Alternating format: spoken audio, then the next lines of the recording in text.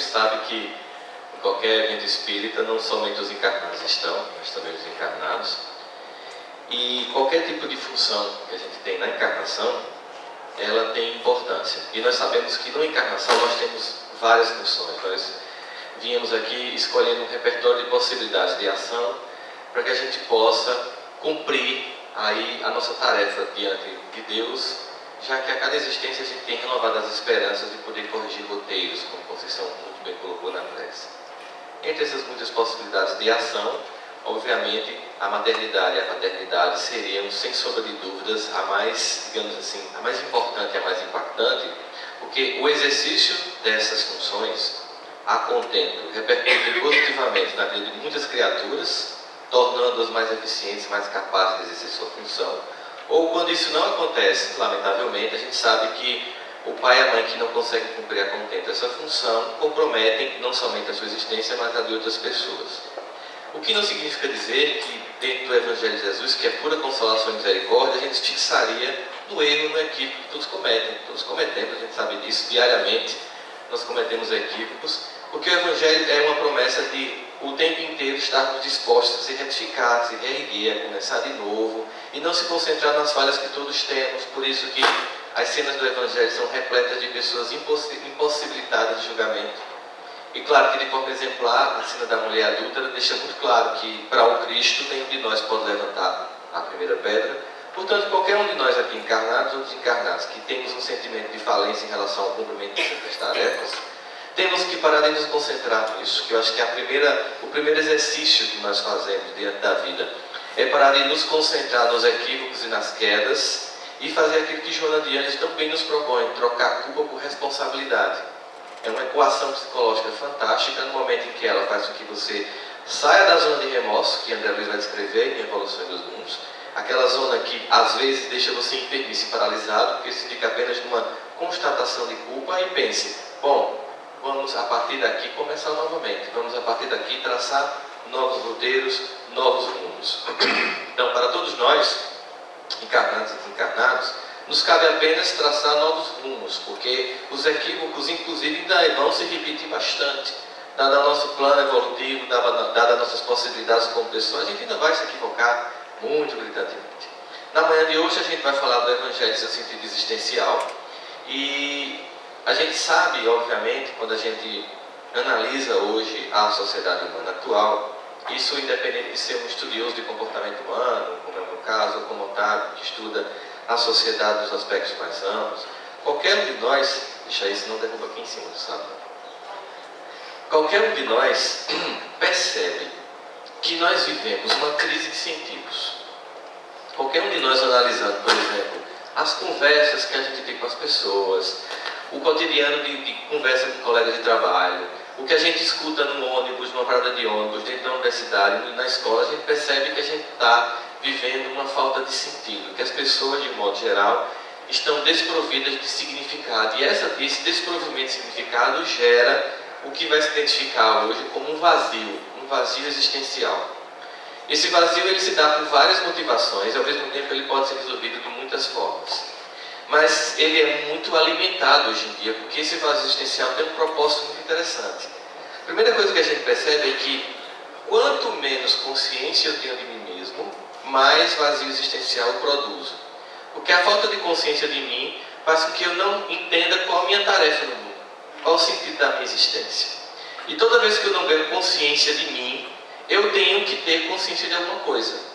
E na falta da consciência de mim mesmo, que é a proposta da questão 919 do Livro dos Espíritos, lá com São Tomás de Aquino, que ele faria toda aquela, Santo Agostinho, que ele faria aquela reflexão diária sobre condutas e comportamentos do dia a dia, essa reflexão diária tem um objetivo muito interessante. Observe, toda vez que você parar para pensar sobre sua conduta e pauta de comportamentos cotidianos, você foca em sua existência, você foca em sua vida e no seu projeto. Quando você não faz isso, você vai ter que focar em alguma coisa. E na falta de foco pessoal, e na falta de sentido individual, a gente vai para o sentido coletivo.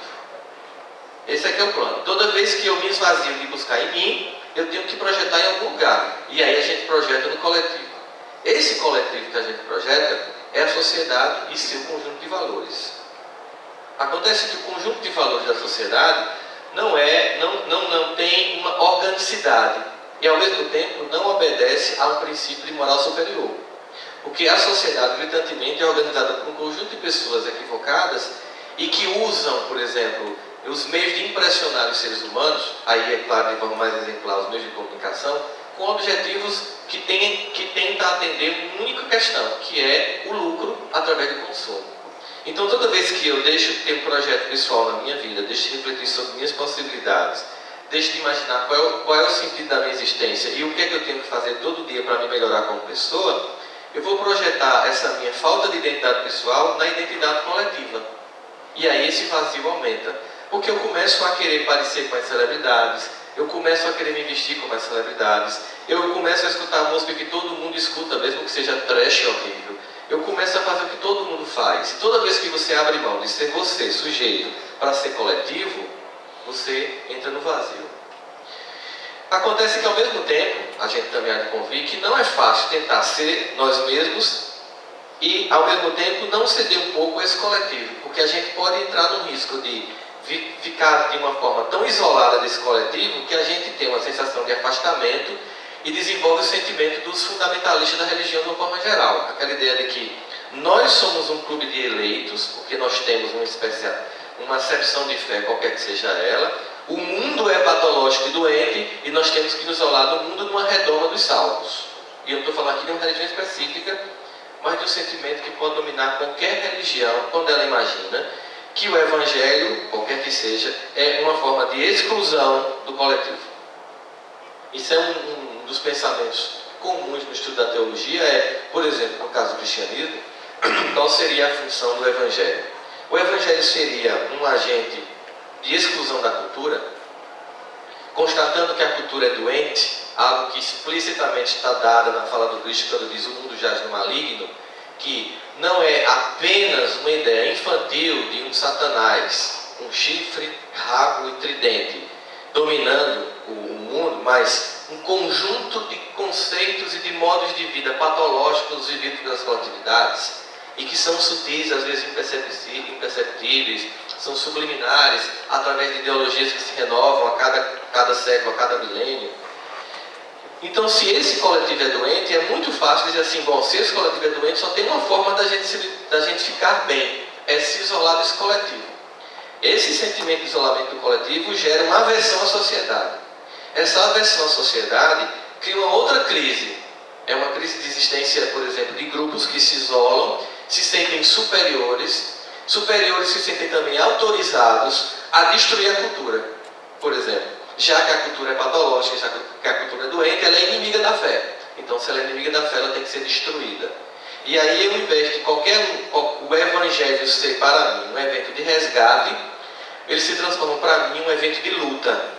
E todos os fundamentalistas religiosos, de qualquer religião, eles utilizam esse pensamento clássico de aversão à sociedade como doente, de exclusão da sociedade para não se contaminar, de viver uma redoma de eleitos e, no caso do extremismo, do fundamentalismo, tem então a ideia de que a única forma de preservar os eleitos é destruir o não salvo. Aí você tem os homens bons, os terroristas de todas as religiões, que pensam a única forma de evitar que os eleitos sejam contaminados pelo mundo é destruir o mundo secular, porque o mundo é patológico. E aí você pensa que está dando sentido à sua existência e que compreendeu a mensagem do Evangelho e não compreendeu. Tem uma outra vertente, que pensa o seguinte, que o Evangelho não está contra a cultura. Na verdade, o Evangelho, o seu sentido existencial, é que ele seja favorável à cultura. E aí essa percepção, ela cai no extremo oposto do fundamentalista. Enquanto que o fundamentalista, ele pensa, eu vou derrubar o mouse aqui. Enquanto que o fundamentalista, ele pensa que o mundo lá fora é patológico, deve ser destruído, aquele que acha que o Evangelho tem como objetivo se mesclar com a cultura, ele entende o contrário, que o mundo é legal, que o mundo é bom e que o Evangelho deveria ceder valores para o que o mundo propõe. E aí a gente entra numa vertente oposta ao fundamentalismo, que seria o relativismo moral. E aí a gente vê muito isso hoje. Não, veja só, não é bem assim. A gente tem que entender que o que foi dito naquela época foi dito para o povo daquela época, não se aplica muito hoje em dia. Vamos fazer uma ressalva. Afinal de contas, nós estamos falando com pessoas brutas de 2000 anos atrás. Aquilo não serve para hoje em dia. Aí a gente começa a relativizar tanto a moral do Evangelho, que aí a gente cede tanto a cultura doente, como a gente tem bem frisado, que a gente tem, por exemplo, as distorções. Vamos pegar um exemplo de distorção de um Evangelho que cede para a cultura, através de um sentimento de que aquilo servia para algo passado, mas não serve para o presente. As teologias da prosperidade, por exemplo, que vão dizer que o cristão é aquele que é próspero materialmente.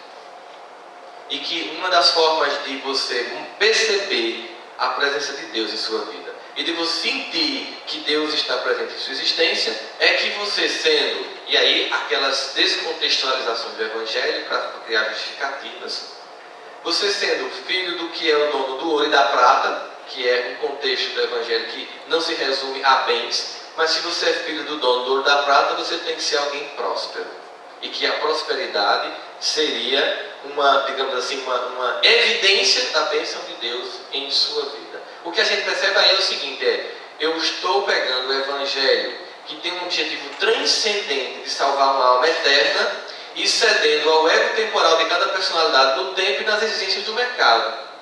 E aí o que é que eu tenho? Uma nova perda de sentido existencial do Evangelho, porque ao invés de eu contaminar a cultura com o Evangelho, eu contamino o Evangelho com a cultura. Eu faço o inverso.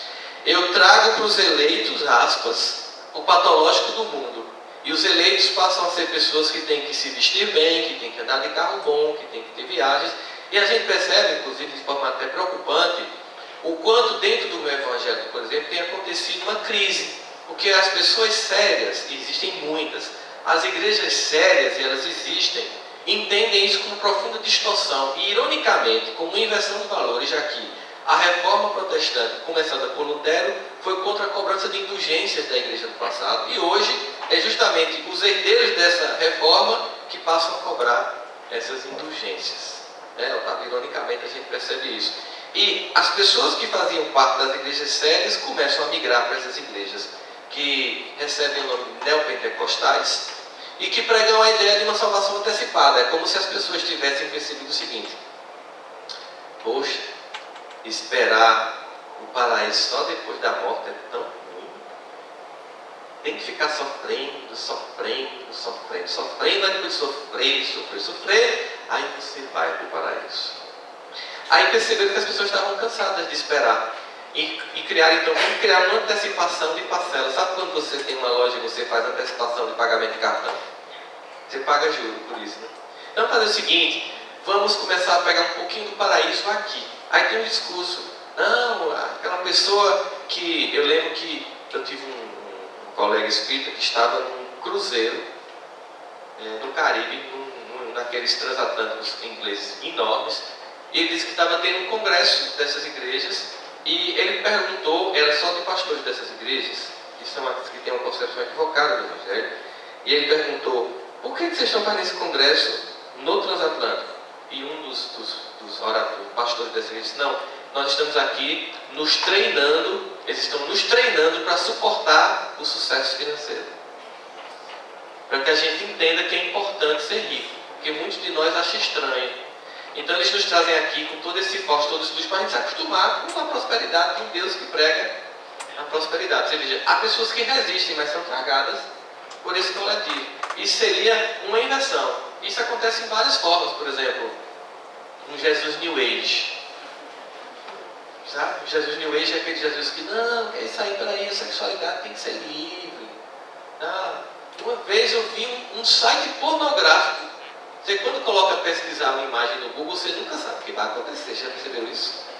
Eu estava pesquisando inocentemente uma imagem, de repente, pum, apareceu outra. E tinha assim, Jesus, em forma de desenho, Jesus ama pornô. Aí eu disse, meu Deus do céu, como é que pode? A que ponto chega? Estava lá Jesus sorrindo, dando uma piscadinha assim, e embaixo o endereço do site. Aí você fica imaginando, é quando você começa a fazer o inverso. Não é um fundamentalismo, a cultura não presta, não. Vamos pegar o cristianismo e detonar para que ele se mescle e se adapte à cultura. Aí tem uma nova crise.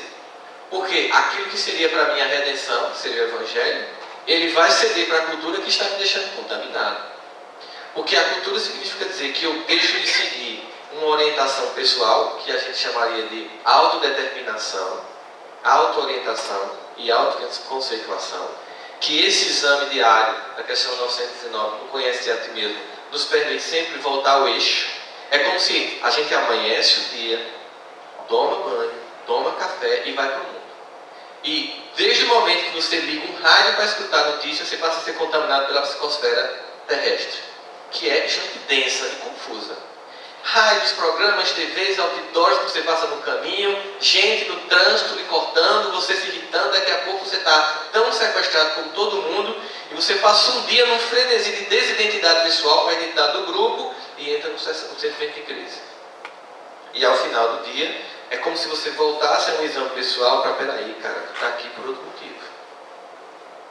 Você está aqui muito mais do que para ganhar dinheiro, para comprar uma casa melhor, para comprar um carro melhor, para fazer o que todo mundo está fazendo. Cara, você está aqui por um motivo muito mais transcendente. Volta para o teu eixo. É difícil para nós conseguir viver intensamente o conceito de Emmanuel, que nos ajudaria a manter o equilíbrio existencial, que é estado de prece.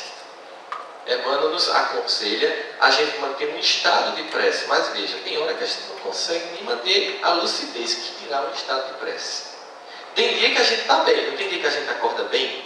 A gente acorda se sentindo bem, a gente acorda se sentindo equilibrado, a gente sente as vibrações desde manhã, né? A gente começa cantando aquela música que Marco Lima, aquele poema que Marco Lima musicou, que seja para teu coração cada dia nosso primeiro pensamento de amor ao Senhor Supremo. A gente está sentindo tão bem que é capaz de tomar banho cantando Because I'm happy, tá lá, feliz, sintonizado. Aí você vai devagar para o trabalho. Se alguém passar na frente, você deve estar com desinteria, coitado, que Deus o leve logo e consiga resolver isso. Você entende as pessoas, no trabalho soltam piada e você é um espírito comprometido, Deus o ilumine, você está bem.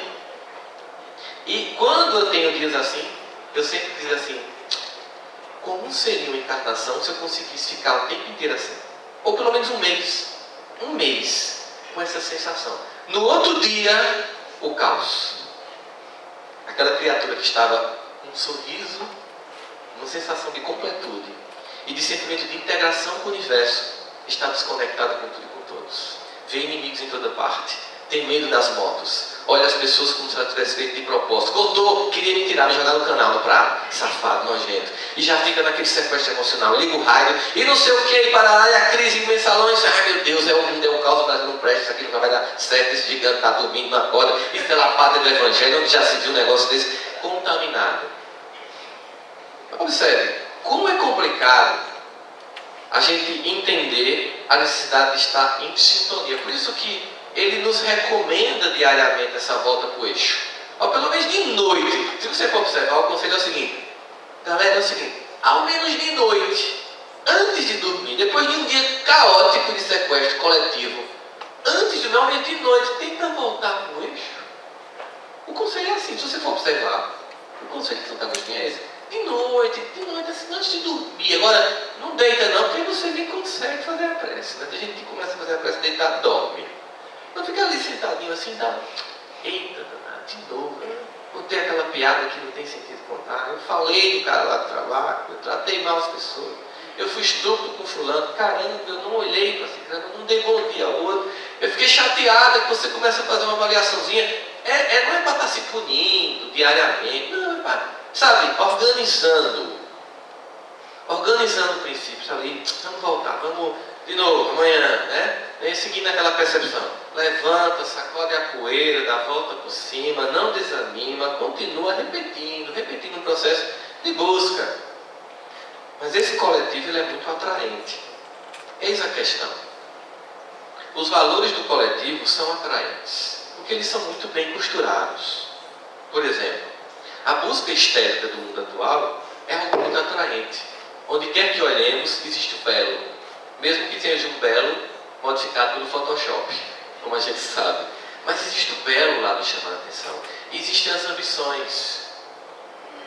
É tão forte esse apelo que o templo da sociedade moderna deixou de ser as religiões e as igrejas. O templo da sociedade moderna chama-se shopping center. O nível de satisfação estética que já as pessoas têm dentro do shopping, ou de frustração por não poder comprar, tem gente que diz, eu não vou não, só para ver, é frustrante, tem gente que diz isso, ele é tão montado para criar uma sensação de angústia e de ansiedade que 75% das vendas feitas no shopping é por impulso. Apenas 25% das vendas são pessoas que eu vou lá fazer tal coisa. 75% das pessoas às vezes vão só caminhar e compram sem poder. Como nós temos a ficção de crédito de cartões, que não é um crédito real, é que você pensa que tem, mas não é seu. Aí você tem lá um limite, não sei quantos mil, você tem um salário de 2 mil e tem um limite de 20. É estranho, mas você se sente poderoso. Uma outra questão é que quando você faz a compra, ela é tão virtual que você não vê o dinheiro saindo do bolso. Faça a experiência de levar o dinheiro para pagar uma roupa e passar o cartão. Quando você começa a contar a nota, você não vou dar isso tudo numa camisa não. Aí você pensa, a compra quando é virtual. E tudo isso é montado porque é uma forma de desfoco do ser. Então eu puxo para o coletivo. Olha, existe um monte de valores que a gente quer se sentir dentro dele, que a gente não quer se sentir estranho. Nós queremos nos sentir aceitos. Nós queremos nos sentir parte de. Por exemplo, vamos imaginar que esse seminário fosse distribuído a camisa, que é belíssima, do Semearte, que eu recomendo vocês comprarem. Propaganda, viu, Félix? Depois você me dá 10%. Imagina o seguinte, que todo mundo aqui tivesse uma camisa do Semearte. O que acontece com alguém que não consiga comprar ou que não chega aqui a tempo e aí tem acabado as camisas? Como é que ela se sente? Se sente estranha. Ela se sente excluída. Não é? Mas ao mesmo tempo, se você comprar uma roupa e chegar aqui e tiver uma pessoa igual a sua, como é que você se sente? Vai entender a mente humana, né? Que droga, eu tinha que comprar na Riachuelo, aí tá lá o outro com a camisa, aí você senta um aqui, você tá lá no final para não se ver. Ó, se for por escolha, se vestir igual é legal. Se for sem vontade, é ruim. É estranho? Ambivalência psicológica é característica de algo no processo evolutivo. Ela está difusa, ela não sabe qual é a dela. Sabe quem são essas pessoas que nós estamos falando? Nós.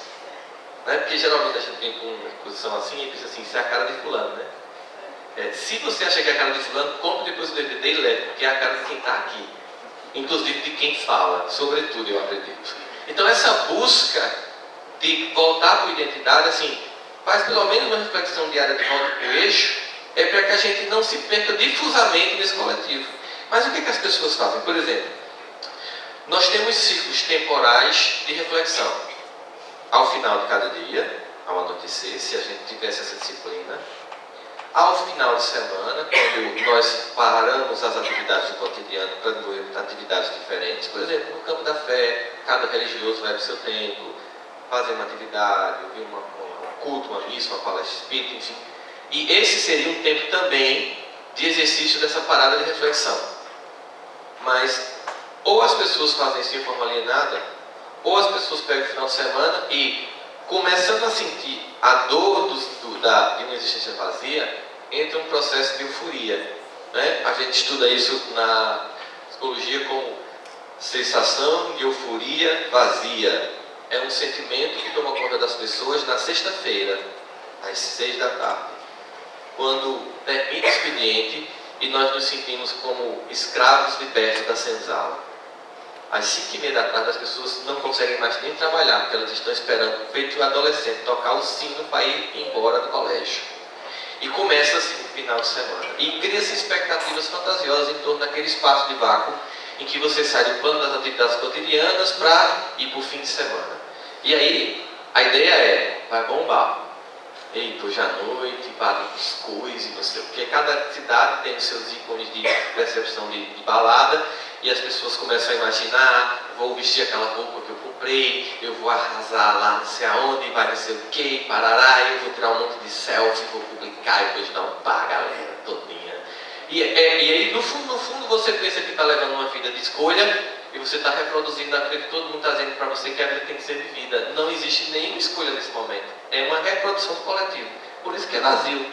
Porque o vazio é a distância de mim mesmo, de minha identidade pessoal, para ver o coletivo. Como não acontece quase nada de diferente no final de semana, termina-se sendo uma repetição dos outros finais de semana, né? Aí você sente um vazio que faz com que aquele sentimento de sexta-feira, 5h30 da tarde, seja substituído no domingo, 5h30 da tarde, por um profundo sentimento de tédio, que torna-se ainda mais reforçado ao som de Faustão no final do domingo à tarde. As vídeos cacetadas são a harmonia da tragédia de um fim de semana a mais, de que nada de novo aconteceu. E se reproduz no final do ano, em que você compra roupas, geralmente brancas, porque apesar de você querer ser você quer ser como todo mundo. Aí você vai para um lugar, se vestindo como todo mundo se veste, e ainda cria as fantasias de que talvez fazendo algum tipo de exercício externo, você muda o interno, pulando ondas, botando cimento no bolso, usando uma roupa íntima vermelha. Você começa a imaginar que algum ritualzinho desse barato de revistinha, de banca de revista, vai transformar uma existência que indica trabalho interno. Mas gera vazio. Aí você canta, esse ano quero paz no coração. Você canta aquela música, depende de nós. Você canta aquelas músicas de fim de ano, né? Ah, quero ter 1 milhão de amigos, no máximo no Facebook, um monte de conhecido que não lhe conhece. E aí você começa a planejar todo o ano que vai acontecer, como se o ano por si só, a mudança do calendário, fosse resolver sua existência. Digamos, delegar para o externo, delegar para o templo, para a sorte, para um ritual, para a mudança do calendário, a mudança da vida, é uma forma infantil de continuar no mesmo lugar. E a gente chega a entender o que é que Einstein diz de forma tão resumida, o espanto dele. Me espanta ver o quanto as pessoas fazem as mesmas coisas esperando resultados diferentes. Faz as mesmas coisas esperando resultados diferentes. Esse vazio, essa desidentificação com a própria identidade nos distancia. Qual é a proposta então do Evangelho? Se o Evangelho é uma proposta de resgate do indivíduo, e a gente pode até dizer que o Evangelho é um livro de autoajuda, porque o problema do conceito de autoajuda não é que ele é equivocado. Toda leitura que leve você a uma reflexão interna para a mudança é ajudar a si mesmo, é autoajuda. Não tem a ver com o rótulo de livros agora que são de venda de livraria. Não tem isso, mas o Evangelho, a filosofia, a psicologia são eventos de autoajuda, para que você possa executar através daquela construção um processo de transformação.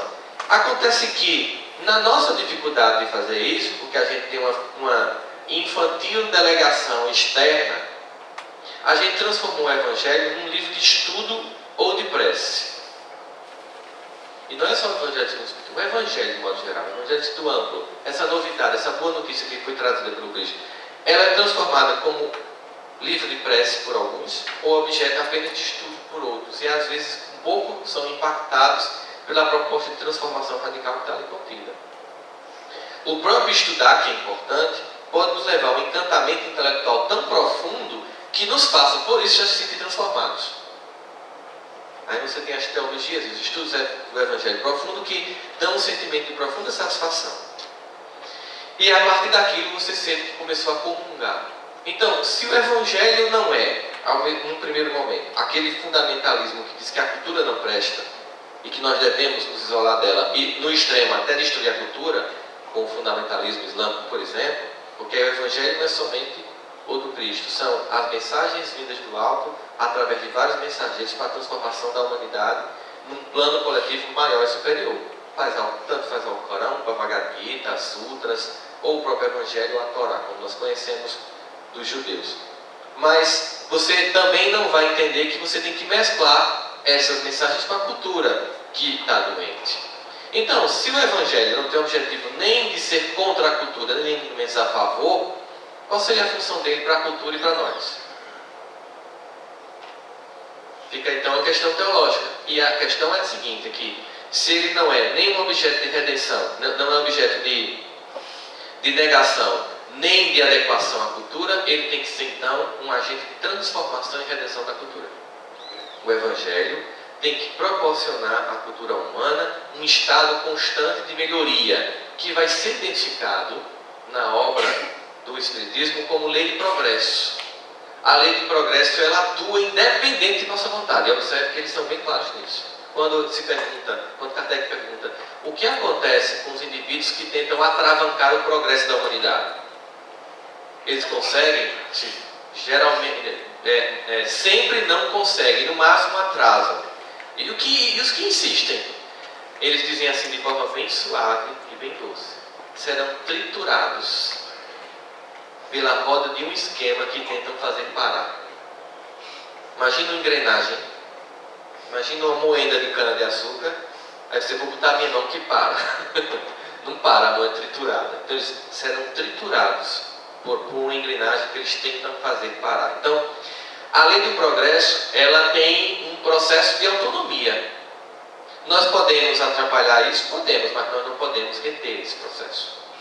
Agora, se nós entendemos que podemos colaborar com esse processo, nós vamos entrar em sintonia com a lei do universo e a lei de Deus. Então, parte do sentimento de sair do vazio existencial, que a gente vê, por exemplo, no capítulo 5 do Evangelho segundo o Espiritismo, no item 25, melancolia, o Espírito faz o seguinte questionamento: sabeis por que às vezes uma vaga tristeza se apodera dos vossos corações e vos leva a considerar a vida amarga? A identidade de existencialismo antes de Sartre. Basicamente, 100 anos antes, essa discussão sobre vazio existencial estava posta no item 25 do capítulo 5 do Evangelho segundo o Espiritismo. E eles vão esclarecer essa sensação de estranhamento que muitos de vós sentis no mundo que se vos encontrais, uma sensação de desidentidade. Aí, essa desidentidade pode ser assim: ou eu vim de um outro plano superior e vim em missão e me sinto meio estranho no primeiro momento, ou estava numa cultura mais avançada, num patamar civilizatório mais avançado, e sou arrojado numa nação ainda em desenvolvimento ou ainda bem desenvolvida e me sinto como estranho, aí eu prefiro morrer porque eu não quero estar aqui. É uma forma patológica de entender essa crise. Ou não, eu estou aqui, então vou chafurdar nesse ambiente, que seria de uma outra forma. Não, eu estou aqui para participar da mudança dessa história. Pensando nisso no Brasil, por exemplo, nós que somos reencarnacionistas, por que nós nascemos aqui? Nós estamos aqui para participarmos ativamente da transformação do mundo civilizatório deste país que nos acolheu. E que hoje é o nosso. Cuja bandeira nós olhamos e nos sentimos emocionados, embora ela só seja pendurada na Copa do Mundo. Pelo sentimento de vazio de nacionalismo que nós temos. Mas é independente dos agentes políticos. É o momento em que a gente pensa: qual é o sentido em que eu aplico o Evangelho como um agente redentor da cultura? Vamos pensar no momento que a gente está vivenciando hoje, por exemplo, essa crise de valores e a sensação de um país que desanda. É quando a gente começa a sentir, por exemplo, algo positivo nas discussões que têm sido feitas hoje em dia sobre a saída ou não de um governo temporal, qualquer que o seja, como se houvesse santos demônios, bons e maus em Brasília. Há um grupo de pessoas lutando pelo poder, não importa que partido seja, somente isso. E a gente toma partido como se fossem salvadores, o que é um infantilismo profundo. Mas o que a gente percebe é o seguinte: é que há no discurso das pessoas algo novo. Ainda é pontual, mas já é algo novo. É o seguinte: não adianta mudar o mandatário do plantão. Não adianta derrubar o governo do momento. É fundamental e necessário mudar o ser humano comum do cotidiano da vida brasileira. É necessário que, antes de apontar para a corrupção que acontece no ambiente político, nós possamos entender a corrupção do cotidiano, que todos temos nas nossas ações comuns e que nos impressiona como uma cultura predominantemente do jeitinho. Então isso é novo, isso é bom, porque isso indica o seguinte: finalmente nós mudamos o foco. Ao invés de encontrar a corrupção lá fora, nós queremos admitir a corrupção aqui dentro.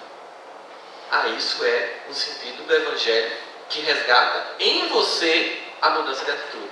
Mudança que se coletiviza. Qual é o processo, como é a estratégia do plano de regeneração da Terra?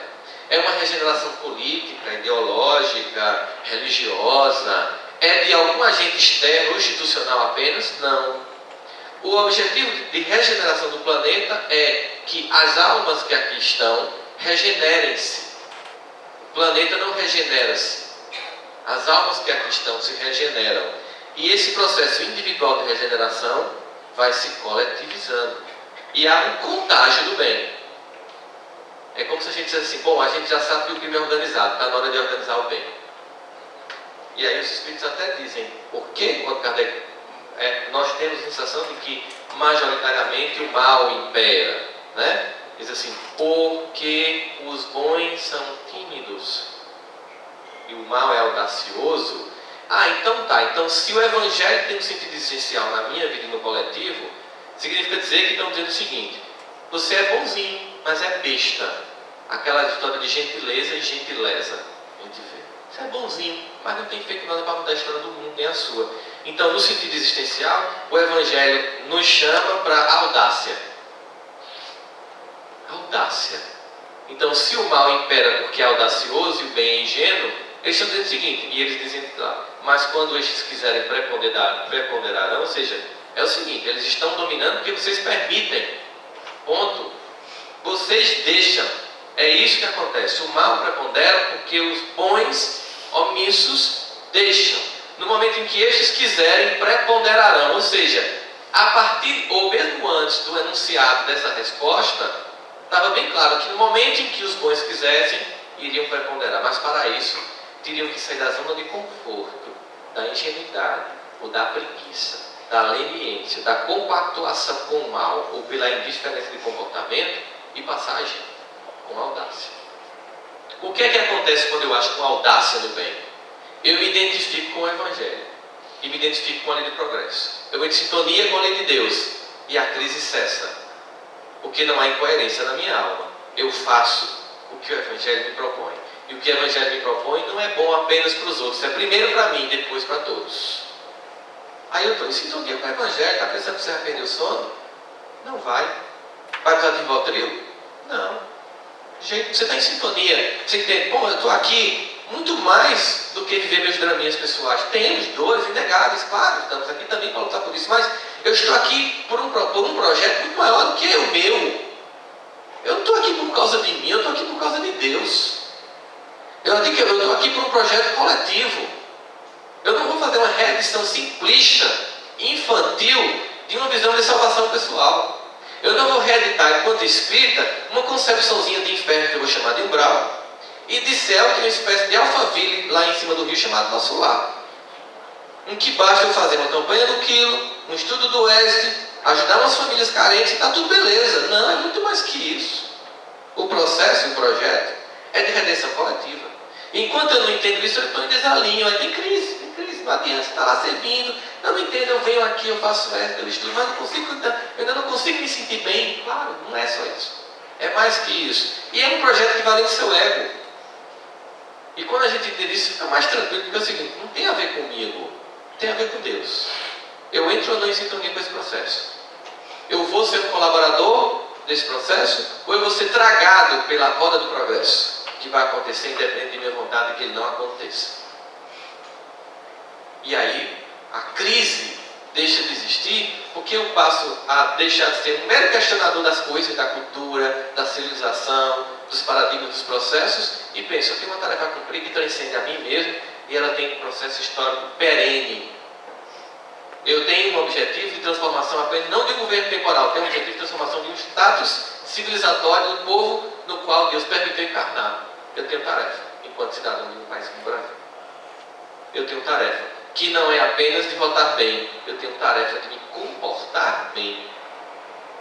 Você já observou o que acontece quando você coloca o adesivo do MIEP no seu carro? E você passa no sinal vermelho? E você para numa vaga de idoso? E você para em fila dupla? E você anda de forma absurda no trânsito? Você começa a perceber, rapaz, tem um adesivo aí que está querendo dizer para os outros que eu sou um seguidor do Evangelho. E é constrangedor porque a minha conduta foi completamente em desacordo com o que o adesivo propõe. E isso é crise existencial. Mas o adesivo não é a coisa que vai definir a nossa condição de estarmos a seguir o Evangelho, não. Porque seria confortável imaginar o seguinte, então eu vou tirar o adesivo do MIEP. Sabe? Porque não está combinando. Eu não estou de acordo, eu estou queimando o movimento espírita. Aí é bom reler a questão do Livro dos Espíritos, quando pergunta Kardec, onde está escrita a lei de Deus? No adesivo do MIEP? Na Bíblia? No Alcorão? No Bhagavad Gita? Aonde está escrita a lei de Deus? Na consciência.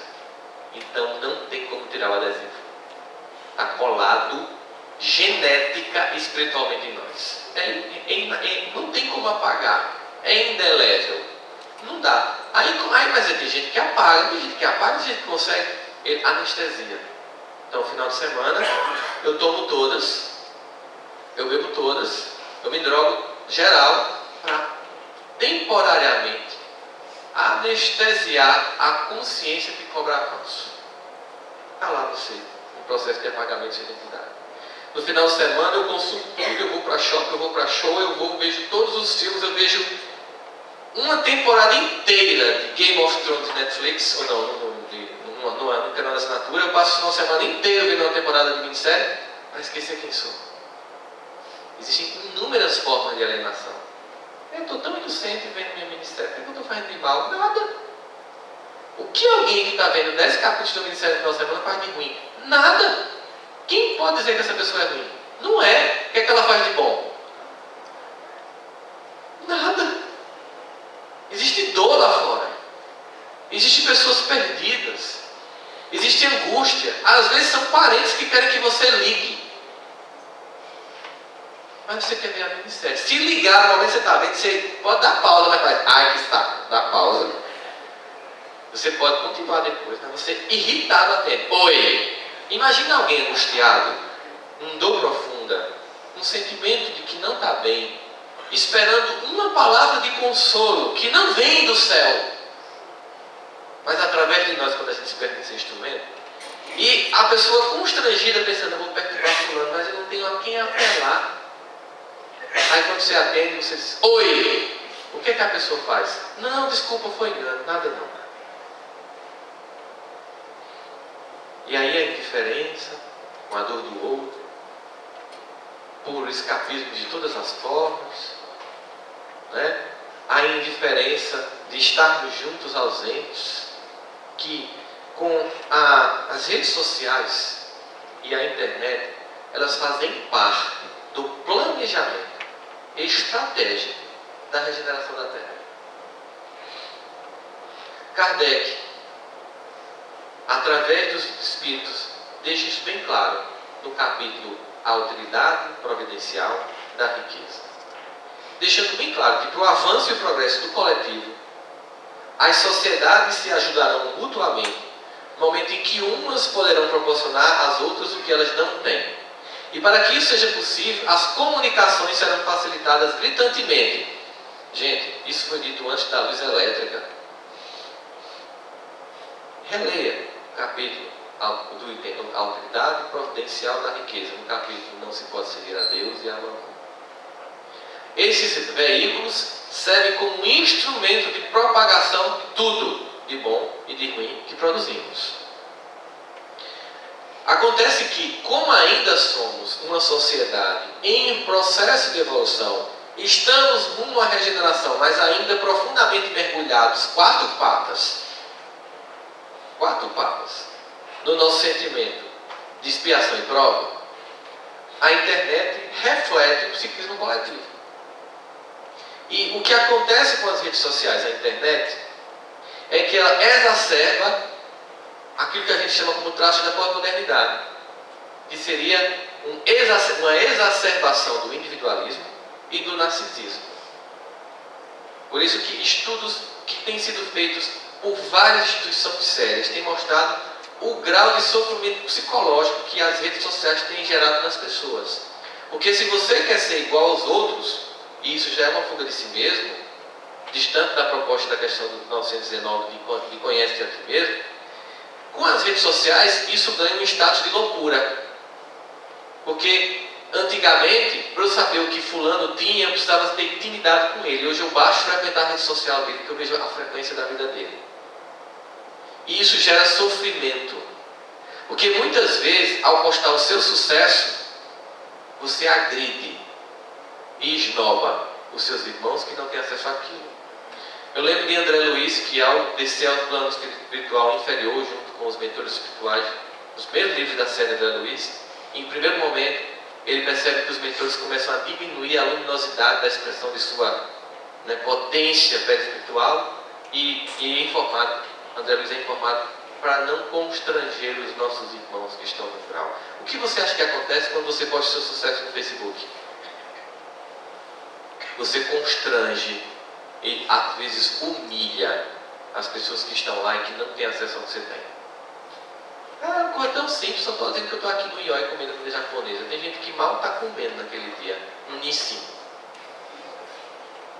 Aí você está lá, um prato de R$70, que é mais ou menos isso, uma noitezinha de comida japonesa. E a pessoa está comendo Nissin hoje, mas está lá no Facebook. Aí está lá, você está lá e ainda bota a foto do prato. Tem gente que faz isso. Isso é uma exacerbação do individualismo, do narcisismo, de um sentimento de snobismo que tem gerado muita dor. Um estudo recente, que não faz nem 2 meses, foi publicado na Scientific American, mostra que as redes sociais, especialmente Instagram e Facebook, aumentou o sentimento de inveja e de ressentimento e ódio nas pessoas. E tem gente que é compulsivo, né, na publicação de vida pessoal, né? Além de ser uma exposição perigosa na própria existência. Mas a gente está sentindo o quê? Que essa crise ela é ampliada no momento desse. A crise que a gente está vendo é uma crise muito ampla, é mais do que essa crise histórica que alguns identificam, porque como espírito nós sabemos que é uma crise muito mais transcendente, muito mais muito mais profunda do que se possa imaginar, só que ela é exacerbada, porque se eu preciso estar construir um projeto de fraternidade, o que acontece, por exemplo, com famílias em que todos saem para uma pizzaria, a esposa está no WhatsApp, o esposo está no outro e os filhos em outros, e ali ninguém se comunica. Só quando é, que sabor tu quer? Hã? Que sabor tu quer? Hã? Qualquer um aí, não tem qualquer um. Pede de calabresa. Você não está lá. Aí é uma família que sai para estar ausente. Acontece às vezes em casa. Por isso que uma das moças que eu acho que tudo tem a ver com a internet é ado. Cada um no seu quadrado. Porque nós estamos assim. É preciso que alguém tenha noção de que alguma coisa tem que parar para que a gente volte a se encontrar com pessoas e recuperar o sentimento de relacionamento. Nós temos que nos relacionar. Eu entrei num restaurante que não tinha Wi-Fi e era tão longe que não tinha nem 3G. E era completamente diferente o contato das pessoas. As pessoas estavam conversando e rindo entre elas. Inclusive, tinha uma placa que eu até vi depois, que fez a mesma coisa publicada nas redes sociais. Aqui não tem Wi-Fi, conversem entre vocês mesmos. Seria como se fosse a ausência da ausência. Né? Seria como se fosse a Matrix da Matrix. Seria como se fosse a ilusão da ilusão. Uma sobrepujar de fuga que gera dor e desidentidade existencial. É isso que a gente está vivenciando. Mas o Evangelho é o seguinte: mas o resgate acontece no momento em que, tomando consciência de você, você começa a escolher que valores vão pautar a sua vida. Majoritariamente, os valores do mundo estão no estado de adoecer. O que se propõe é que, recompondo a configuração de sua própria identidade e tendo pelo menos um modelo de saudável de identidade, você possa pautar a sua vida com mais equilíbrio. Então nós precisamos de pelo menos um modelo saudável. Tem algum? Kardec pergunta. Tem. Jesus. Pronto, está na crise? Não sabe a quem seguir? Papai faliu, mamãe não é uma pessoa muito equilibrada, me traumatizou. Parabéns, bem-vindo às famílias humanas. Não existe pais que não traumatizem. Por mais que não queiram, qualquer um de nós se equivoca. Mas por mais que o filho seja ingrato, se ele tiver um mínimo de sensibilidade, ele vai perceber que, apesar dos limites, a não ser os que fogem completamente da tarefa, apesar dos limites, os que ficam ao final e ao cabo de uma vida, cumprem melhor do que eles cumprem a tarefa de ser pai e mãe. Com exceção dos que fogem, os que estão presentes, apesar das dificuldades, das incoerências, das inconsistências, conseguem contribuir significativamente para sermos quem somos. Por isso que, quando se trata do capítulo Honrai vosso pai e vossa mãe, os Espíritos dizem que, reconhecendo há pais certamente que não cumprem sua missão, mas ainda assim nos cabe honrá-los. E como Espírito a gente tem que entender, não é papai e mamãe por acaso.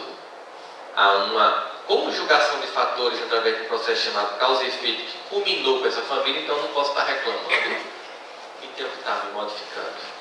Então tem um modelo? Tem. É fácil ser seguido?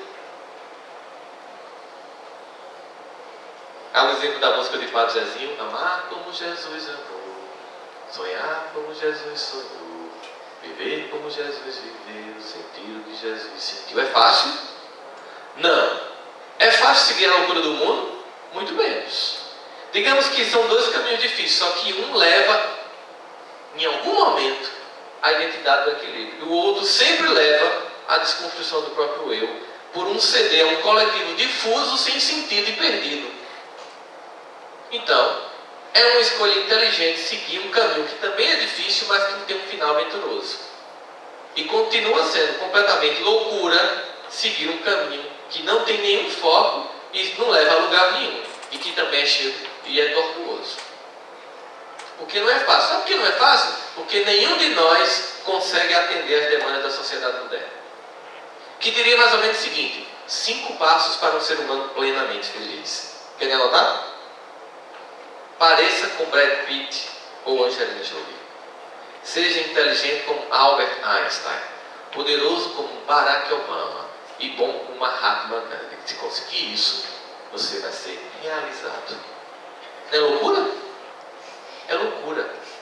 Nem que você tente seguir os valores da humanidade, você consegue. Você se sente incapaz. Até porque o sentimento mais importante de ser construído na identidade pós-moderna é o de incapacidade, de incompletude, de incompetência. Todos temos que nos sentir completamente impotentes. Porque essa impotência é tão forte, tão angustiante, que só tem uma forma de apaziguá-la. Vista tal roupa, ande em tal carro, use tal perfume, vá para tal festa, tenha um corpo assim. Aí você pelo menos se sente um pouquinho melhor. É a fantasia da fantasia. Aí Jesus vai dizer: esse caminho não leva a nada. Leva a um rótulo de colisão com você mesmo. Vamos voltar para os fundamentos. O objetivo é fraternidade. O objetivo é amar, é se compreender, se aceitar como se é, aceitar os outros como são, sem exigências fantasiosas e descabidas. Em casamentos, relacionamentos, pais e filhos, entre amigos, entre pacientes, entre companheiros de trabalho, envolvimento de espírito, um monte de gente, palha pra caramba. É claro que no primeiro momento a gente entra no centro e pensa que todo mundo é evoluído, é natural. O povo disfarça bem. Ô meu irmão, seja bem-vindo para essa mensagem. Vozes mansas, preces suaves, no cotidiano conflito, porque são almas doentes. Bem-vindo. Bem-vindo ao chamamento. Eu vim para os que estão doentes e não para os que estão sãos. A maior ingenuidade é você ir em uma instituição religiosa esperando encontrar paz profunda nas pessoas que estão lá porque são doentes. Paz profunda só é sentida no Evangelho do Cristo vivenciado na vida. Uma paz que, como diz os Evangelhos, excede todo entendimento. Porque como é que eu posso estar sofrendo e estar em paz? Porque eu entendo que o sofrimento é temporal. Porque eu entendo que tudo passa. Porque eu entendo que é necessário. Porque eu entendo que eu plantei. Então não sofro. Eu desidentifico com a dor que é temporária, que me vai fazer crescer. Parou o drama. Parei de chorar, a dor do mundo, e vou servir. Aí a crise existencial começa a ceder à prática cotidiana do Evangelho. Eu começo a viver a vida. Eu paro de estar numa profunda preocupação de ser atendido pelas pessoas, ou atender o coletivo, e passo a viver. Bom, é isso. Eu estou aqui para construir uma vida melhor. Eu estou aqui para exercitar uma vida melhor. Eu estou aqui para, através do Evangelho, me redimir e ao mesmo tempo provocar um processo de redenção em mim e ser um agente desse Evangelho para redimir o coletivo que me serve. Ao invés de ser contaminado por ele ou negá-lo, ou num fundamentalismo ou num relativismo profundo, eu vou ser um agente que faz com que o Evangelho transforme minha própria vida e que, como agente, ajudo na transformação desse coletivo, para que finalmente isso que chamamos de regeneração se estabeleça na face da Terra. Porque, de fato, nós estamos cansados. Milênios de encolha, de inércia, de equívoco, de fuga, de sexualismo depravado, de assassinato, de descompromisso, de utilização equivocada do Evangelho. Cansamos. Já está dando esgotamento. misericórdia infinita nos redobra possibilidades e nos arroja nessa encarnação numa proposta lúcida de Evangelho, sem espaço para alienação. Por mais que você distorça, a doutrina não permite espaço para alienação. É tão claro isso, é tão claro que a doutrina não se permite a alienação, que mesmo quando um grupo espírita entra em conflito e há uma divisão, em nenhum momento se cria uma nova doutrina. Já percebeu isso? Toda vez que um grupo espírita entra em conflito e há uma divisão, em que um grupo permanece naquela instituição e outro abre uma outra, apesar de, num primeiro momento, ficar um sentimento de rusga e de conflito, em nenhum momento, nem o grupo que ficou, nem o grupo que saiu, cria uma nova doutrina, porque não tem espaço para repetir o que a gente já fez passado aqui. Não dá. É muito clara a mensagem. A pessoa abre outro centro espírita, mas é lá, seguindo os mesmos princípios. Acha até honesto, quando você detecta que não dá para conviver. Saia. Se não quer fundar um outro centro, faça um espírito. Dá uma rodada na cidade, nos outros centros, até que você encontra com que você sintonize. Se não, abre outro. Aí viu como o negócio é difícil. Mas vai lá na proposta. Mas ninguém tem uma nova doutrina porque a gente não vai repetir mais. Não tem tempo histórico mais para isso. Nós não podemos mais fazer isso. E não é mais momento nesta encarnação de ser vítima. A dor que campeia lá fora chama os trabalhadores da última hora para acabar de chorar e começar a enxugar lágrimas dos outros. A dor que campeia lá fora e a falta de informação que a maior parte da humanidade tem, porque não acessou esse tesouro que nós temos, nos obriga a agir.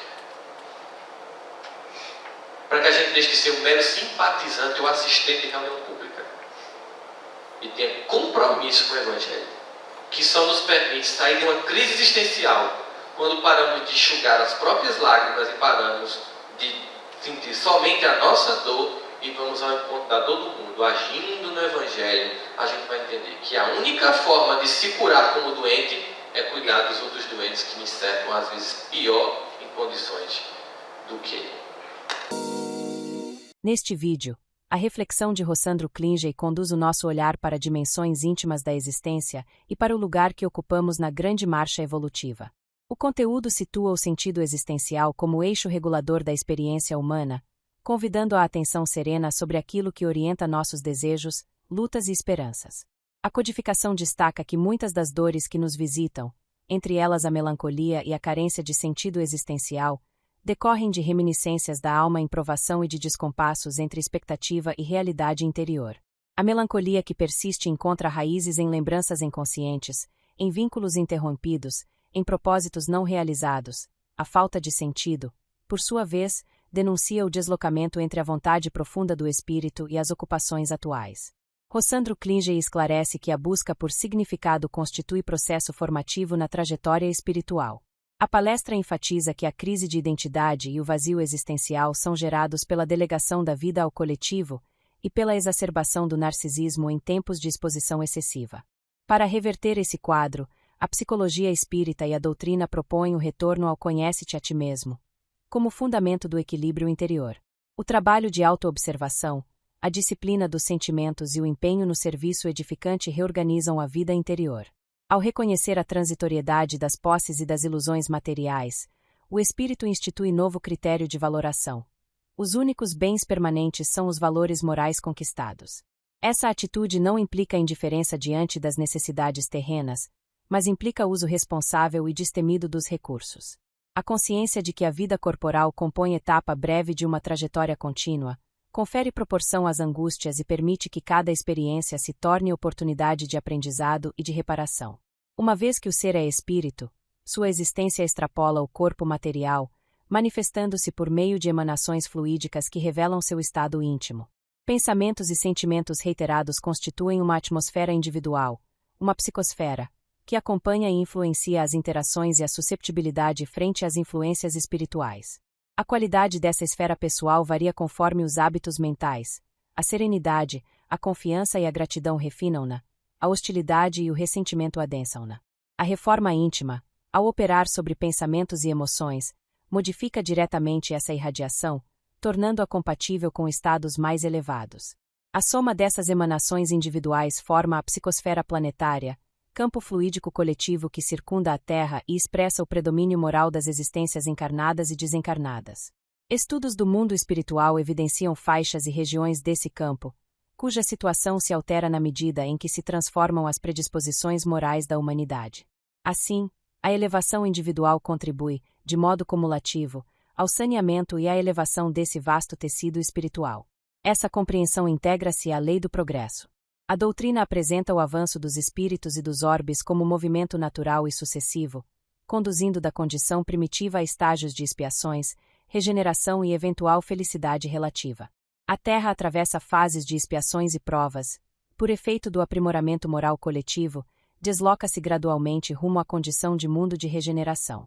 A regeneração não se descreve como evento instantâneo, é processo em que as relações sociais, as atitudes mentais e os quadros espirituais se reequilibram, reduzindo a prevalência das causas que sustentam o sofrimento coletivo.